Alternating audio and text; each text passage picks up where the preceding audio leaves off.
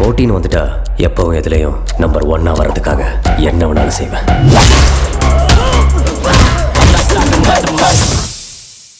அவமானப்படுத்தினா எனக்கும் வராதா? ஏய், அப்படியே ஆத்திரமா வருதுடி. இல்லங்க அத்தை, நான் ஏய், கடைசியா கேக்குறேன், உங்க அப்பா வருவானா வர மாட்டானா?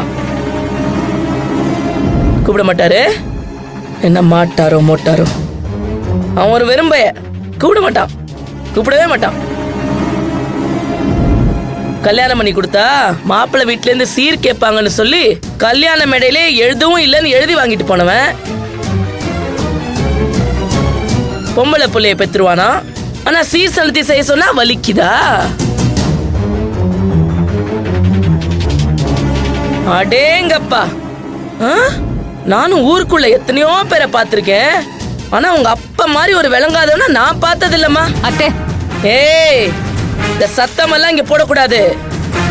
அவ்வளவு ரோஷம் இருந்தா என் புள்ளைய வந்து உங்க அப்பனை கூட்டிட்டு போக சொல்றீ.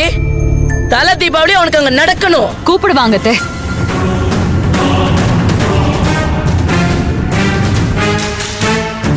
எங்க அப்பா வந்து எங்களை தலை தீபாவளிக்கு கூப்பிட்டுட்டு போவாரு.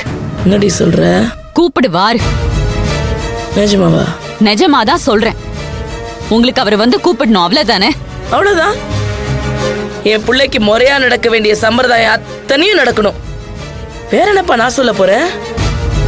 என் பிள்ளைக்கு கிடைக்க வேண்டிய மரியாதை கிடைக்கணும். மத்தபடி யார் மேல எனக்கு என்னடி அம்மா கோவம்? சரி, நீ சொன்ன மாதிரி நடக்கலன்னா கண்டிப்பா அது நடக்கும். பூங்குடி,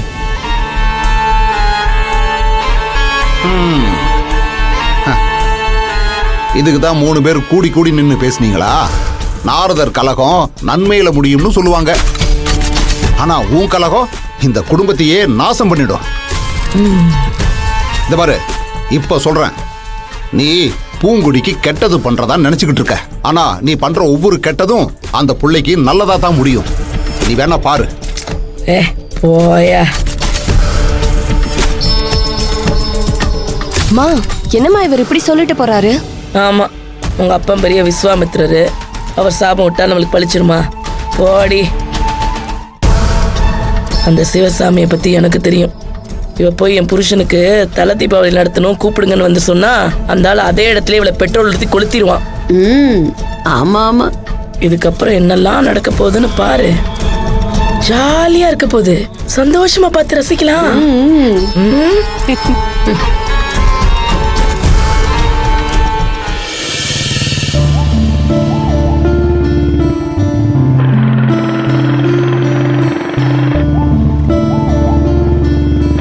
அடடா, வாங்க தம்பி. சார், வணக்கம் சார். வாங்க. மாமா.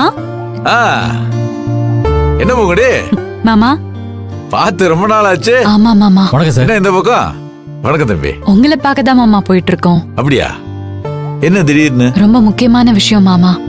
சரி, அப்ப வீட்டுக்கு போய் பேசலாம். ஆஹா, இல்ல மாமா, இங்கே பேசிடலாம். என்ன பூங்குடி, சொல்லு சொல்லு. என்ன பூங்குடி, ஏதாவது பிரச்சனையா? பேசாம இருக்கிறத பார்த்தா ஏதோ பெரிய பிரச்சனையா இருக்கும் போல் இருக்க. ஐயோ, பெரிய பிரச்சனை எல்லாம் ஒண்ணும் இல்ல சார். ஓ, அப்போ ஏதோ பிரச்சனை இருக்கு. ஆமா மாமா, தலை தீபாவளிக்கு சடங்கு சம்பிரதாயம் எல்லாம் பண்ணணும்னு அத்தை சொல்றாங்க. அவ்வளவுதானே? எங்க வீட்டுக்கு வாங்க, நம்ம வீட்டுல வச்சு தலை தீபாவளி பண்ணிடலாம்.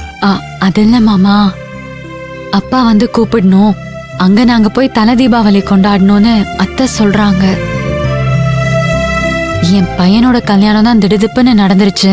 மத்த சடங்கெல்லாம் முறையா நடக்க வேண்டாமான்னு கேக்குறாங்க. ஏன் பூங்குடி, உங்க அப்பா தான் மண்டபத்திலே வச்சு உனக்கு எனக்கும் ஒட்டும் இல்ல உறவும் இல்லைன்னு அத்து விட்டு போயிட்டார்ல. அப்படி எழுதி கொடுத்துட்டு போனவர் இப்ப எப்படி வந்து பேசுவாரு? அதெல்லாம் எடுத்து சொல்லிட்டேன் மாமா, ஆனா அவங்க கேட்க மாட்டேங்கிறாங்க. என்ன இதெல்லாம்? என் பிள்ளைக்கு ஒரு வாழ்க்கையில ஒரு தடவை தானே தலை தீபாவளி வருதுன்னு கேக்குறாங்க.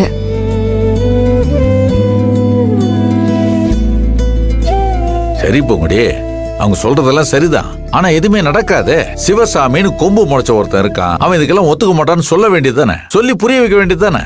என்ன சொன்னாலும் அவங்க ஒத்துக்க மாட்டேங்கிறாங்க மாமா. என்னமா நீ, நடக்கவே நடக்காதுன்னு தெரிஞ்ச விஷயத்துல இப்படி வீம்பு பிடிச்சா என்ன அர்த்தம்? அந்த அம்மாட்ட நாம பேசுவோம். இங்க பாரு, அவங்களுக்கு நான் சொல்லி புரிய வைக்கிறேன். வாங்க போலாம்ல. போய் பேசணும் மாமா. ஆனா அத்தை கிட்ட இல்ல, அப்பா கிட்ட.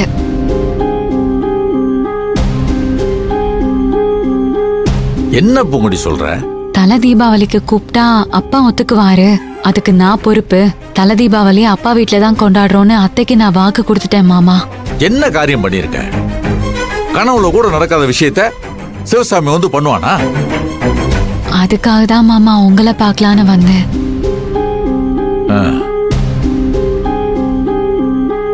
இப்போ உனக்கு என்ன? தலை தீபாவளி நடக்கணும், சடங்கு சம்பிரதாயம் எல்லாம் பண்ணணும், அவ்வளவுதானே? அத நான் பண்றேன். இல்ல மாமா, அத்தை கிட்ட நான் வாக்கு கொடுத்துட்டேன். வேற வழியே இல்ல மாமா. அப்பா கிட்ட தான் பேசி ஆகணும். அதுக்காக தான். பூங்குடி, உங்க அப்பாட்ட போய் பேசுறது பெரிய பிரச்சனையே கிடையாது. ஆனா அங்க போனா சரவண அசிங்கப்படுத்தி பேசுவாரு, ஒன்னு அவமானப்படுத்தி பேசுவாரு, நம்மளெல்லாம் கேவலப்படுத்தி பேசுவாரு. அப்படி இருக்கும்போது எல்லாம் தெரிஞ்சுக்கிட்டே போய் இப்படி தலையை கொடுக்க முடியும் சொல்லு? ப்ளீஸ் மாமா, இந்த ஒரு தடவை மட்டும் கூட வாங்க. அட, ஒரு தடவை இல்ல பூங்குடி, 1000 தடவை கூட நான் வருவேன்.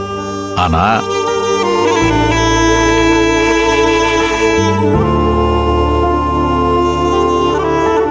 சரி, உனக்காக அவர்கிட்ட பேசுறேன், வா. சரி மாமா. சரிங்க சார், வண்டி எடுத்துட்டு வரேன். தம்பி, ஆ நீங்க எங்க வரீங்க? சார், மாமா பார்த்து பேசுறதுக்கு சார். அதான் ஏற்கனவே சொன்னேன் இல்ல, உங்களை அவமானப்படுத்தி பேசுவார்ப்பா. சார், என் பூங்குடிக்காக எது வேணாலும் தாங்கிக்குவேன் சார். நீங்க தாங்கிக்குவீங்க தம்பி, எங்களால அதெல்லாம் பார்த்துட்டு இருக்க முடியாது.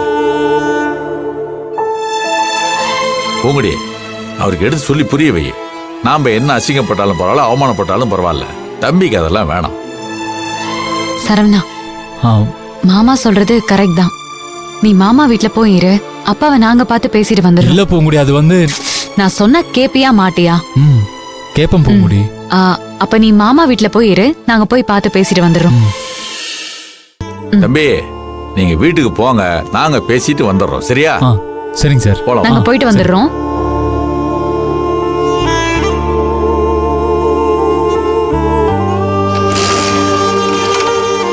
சரவணா, மாமா ஆ, வீட்ல சரி. போயிரு. வரது நான் போய்க்கிறேன். வீட்டுக்கு ஆ. போங்க.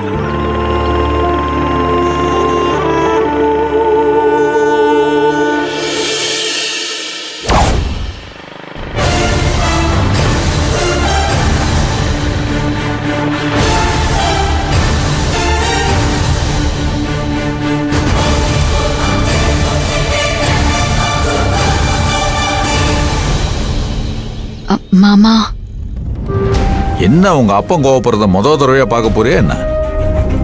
அது இல்ல மாமா. அப்புறம் என்ன? நான் அத்தைக்கு வாக்கு கொடுத்துட்டு வந்திருக்கேன். ஒருவேளை அது நடக்கலன்னா